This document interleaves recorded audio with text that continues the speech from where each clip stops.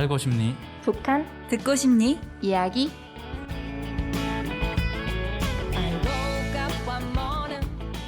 사이좋게 북한 친구들과 함께하는 작은 수다 시즌 14 228번째 이야기 파일럿 3부.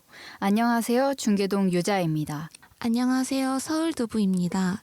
지난 2부에서는 북한의 여름 음식에 대해 이야기 나눠보았습니다. 평양냉면과 함흥냉면의 특징, 그리고 북한 보양식을 알아보며 즐거운 시간을 가져보았습니다.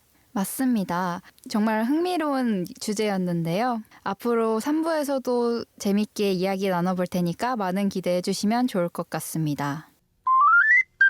그럼 본격적으로 수다 나누기 전에 공지 한번 드리고 시작하겠습니다.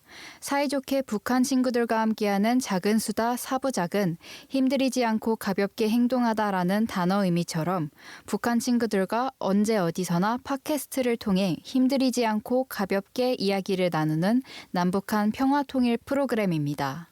저희 사부작은 365일 열려 있습니다. 사부작 인스타그램이나 블로그 오셔서 출연 신청서 작성해 주시면 저희와 직접 이야기 나누고 출연도 할 수 있으니 많은 관심 부탁드립니다. 여름 하면 빼놓을 수 없는 휴가에 대해 이야기 나눠보려고 하는데요. 특히 북한의 여름 휴가 시스템에 대해 3부에서는 집중적으로 살펴보겠습니다. 서울두부님, 북한에서는 어떻게 여름 휴가를 즐기나요? 네, 일단 휴가라는 말이 조금 북한 주민들에게는 생소하게 느껴질 수도 있겠네요. 아무래도 남원 가는 직장 문화나 제도 자체가 많이 다르니까요. 하지만 북한에도 우리처럼 법적으로 보장된 휴가 제도가 있습니다. 바로 사회주의 노동법이라는 게 있는데요. 여기에 따르면 모든 근로자는 연간 14일의 유급 휴가를 보장받게 되어 있습니다. 14일이라니 생각보다 꽤 긴 편인데요. 그렇죠. 저도 처음에는 놀랐습니다. 하지만 여기에는 현실적인 함정이 하나 숨어 있어요. 실제로 이 14일이라는 휴가를 모두 사용하는 건 쉽지 않다고 합니다. 특히 직종에 따라 쉬는 요일이나 방식이 달라서 가족 단위로 함께 쉬는 것이 거의 불가능에 가깝다고 해요. 네, 맞습니다. 그래서 장기 여행보다는 당일치기 휴가가 일반적인 형태라고 합니다. 여기에다가 인프라랑 숙박시설 부족 문제까지 더해지면 여름 휴가가 굉장히 제한적일 수밖에 없겠네요. 그렇습니다. 듣고 보니 북한 주민들이 여름 휴가를 제대로 즐기기에는 여러 어려움이 따를 것 같습니다.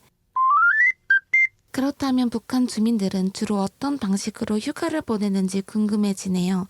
혹시 특별한 문화가 있을까요? 요즘 북한에서 인기를 끌고 있는 게 바로 워터파크 문화라고 합니다. 당일치기로 근처에서 물놀이를 즐길 수 있으니 워터파크 문화가 굉장히 성행하고 있다고 합니다. 오, 워터파크라니. 이건 남한 주민들에게도 꽤 친숙한 단어인데요. 북한에도 워터슬라이드나 파도풀 같은 시설들이 갖춰져 있을까요? 상상만 해도 흥미롭습니다. 네, 실제로 평양에는 문수 물놀이장이나 대성산 물놀이장처럼 꽤 현대적인 시설들이 운영되고 있다고 합니다. 이런 곳들은 규모도 작지 않고 슬라이드도 있고 유스풀도 있다고 합니다. 정말요? 생각보다 시설이 굉장히 잘 되어 있네요. 그럼 북한 주민들이 자유롭게 이 워터파크를 이용할 수 있는 걸까요? 아니면 혹시 이용에 제한이 있거나 특정 계층만 이용할 수 있는 걸까요? 이 부분이 좀 복잡한데요. 가격이 저렴하지 않기 때문에 중산층 이상의 주민들이나 외화벌이 단위에 소속된 사람들 위주로 이용된다고 합니다. 그래도 예전보다는 훨씬 대중화된 건 맞다고 합니다. 어느 정도 경제적인 여유가 있는 계층이 주로 이용하는 시설이 되겠네요. 그런데 궁금한 게 있어요. 아까 사회주의 노동법에 따라 14일의 유급 휴가가 보장된다고 하셨는데 그렇다면 공식적인 휴가를 받으려면 어떤 조건이 필요할까요? 모든 근로자가 공평하게 휴가를 받을 수 있는 건가요?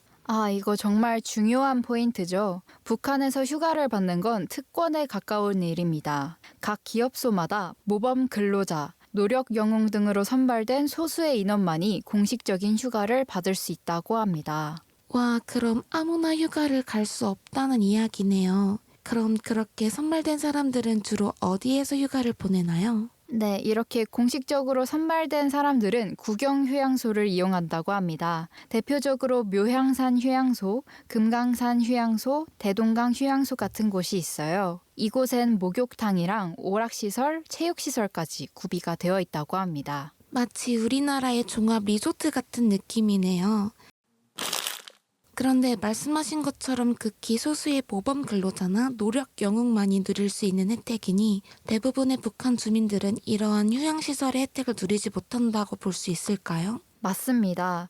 대다수 주민들은 평일 오후나 주말을 이용해 근교 나들이를 즐긴다고 합니다. 여름철에는 근무 시간이 아침 6시부터 오후 3시로 조정되기 때문에 오후에 짬을 내어서 근처 공원이나 강가로 나가는 경우가 많다고 해요. 그렇다면 물놀이도 워터파크가 아닌 주로 공원이나 강가 같은 곳에서 이루어지는 걸까요?